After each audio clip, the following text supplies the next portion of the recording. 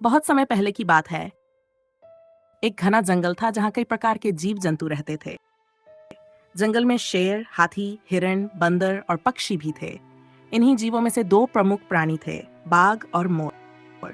बाघ जंगल का राजा माना जाता था और अपनी ताकत तथा डरावनी दहाड़ के लिए मशहूर था। वहीं मोर अपनी सुंदरता और अद्वितीय नृत्य के लिए प्रसिद्ध था। इस जंगल में बाघ और मोर के बीच हमेशा से शीत युद्ध चलता रहता था। बाघ को लगता था कि उसकी ताकत ही जंगल की असली शक्ति है, जबकि मोर को अपनी सुंदरता पर गर्व था। मोर जंगल में सबसे सुंदर माना जाता था और बाघ को ये बात नागवार गुजरती थी। वह सोचता था कि जंगल में सबसे ज्यादा सम्मान उसकी ताकत को मिलना चाहिए, न कि मोर की नाचने की कला को।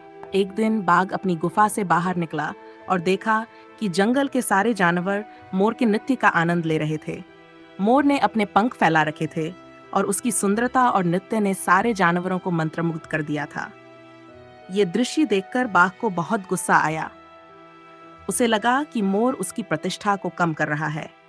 बाघ ने गुर्राते हुए कहा, तुम्हारी सुंदरता और नृत्य कुछ भी नहीं है। जंगल में असली शक्ति मेरी है। मैं तुम्हारे जैसे कमजोर पक्षियों को चुटकियों में मार सकता हूँ। मोर ने मुस्कुराते हुए जवाब दिया, शक्ति सिर्फ मांसपेशियों में नहीं होती, बल्कि कला और सौंदर्य में भी होती है। तुम अपनी ताकत पर घमंड करते हो, लेकिन ये मत भूलो कि सुंदरता और कला भी जंगल का एक अहम हिस्सा है। बाघ की सहनशीलता अब समाप्त हो चुकी थी। उसने क्रोधित होकर कहा, अगर तुम अपनी कला पर इतना गर्व करते हो, तो आओ और मुझसे मुकाबला करो। अगर तुम मुझे हरा सके, तो मैं मान लूंगा कि कला और सुंदरता भी महत्व रखती हैं।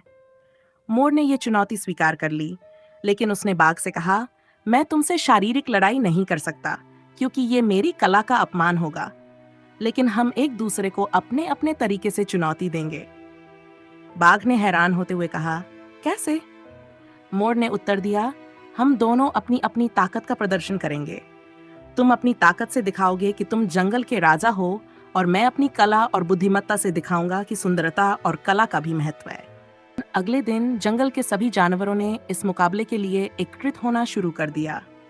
सब जानना चाहते थे कि बाघ और मोर के बीच ये अद्वितीय लड़ाई किस प्रकार से होगी। एक तरफ बाघ अपनी ताकत का प्रदर्शन करने के लिए तैयार था, तो दूसरी तरफ मोर ने अपनी योजना पहले ही तैयार कर ली थी।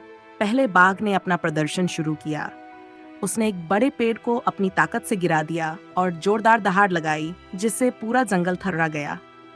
जानवरों ने उसकी ताकत देखकर तालियां बजाईं, लेकिन मोर शांत रहा। बाघ ने और भी ताकतवर कारनामे दिखाए, जैसे बड़े पत्थरों को उछालना और तेज दौड़ना। अब मोर की बारी थी। मोर ने अपने पंख फैलाए और अपने नृत्य की शुरुआत की। उसकी हरकतें इतनी मर्मस्पर्शी थीं कि सभी जानवर मंत्रमुग्ध हो गए।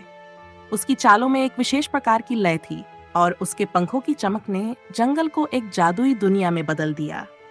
मोर ने न केवल अपनी सुंदरता से, बल्कि अपनी बुद्धिमत्ता से भी जानवरों को प्रभावित किया। उसने जंगल के बारे में कई ऐसी बातें बताई जिन्हें जानकर सब चकित हो गए। जब मुकाबला खत्म हुआ, तो सभी जानवरों ने मोर की कला और बाघ की ताकत दोनों की सराहना की। लेकिन मोर की बुद्धिमत्ता और कला ने अधिक प्रभाव डाला। बाघ को समझ में आ गया कि केवल ताकत ही सब कुछ नहीं होती, बल्कि कला, बुद्धिमत्ता और सौंदर्य का भी एक अलग स्थान है। बाघ ने मोर से हाथ मिलाते हुए कहा, तुम सही थे। केवल ताकत ही जंगल का नियम नहीं हो सकता। तुम्हारी कला ने मुझे यह सिखाया कि जीवन में हर चीज का अपना महत्व होता है। मोर ने मुस्कुराते हुए कहा, और तुम्हारी ताकत ने मुझे यह सिखाया कि शारीरिक शक्ति का भी अपना स्थान है। हमें एक दूसरे का सम्मान करना चाहिए और मिलकर जंगल को बेहतर बनाना चाहिए। इस प्रकार बाघ और मोर के बीच की लड़ाई केवल ताकत और कला का मुकाबला नहीं था, बल्कि ये एक गहरा संदेश भी था कि जीवन में हर किसी की अपनी अपनी खासियत होती है। हमें न केवल अपनी शक्ति पर गर्व होना चाहिए, बल्कि दूसरों की कला और गुणों का भी सम्मान करना चाहिए।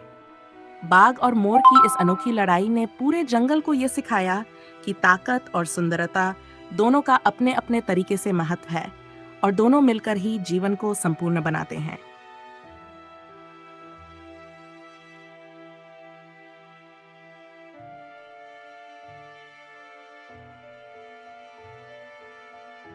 अगर हमारी कहानी आपको पसंद आई हो तो कमेंट जरूर करें।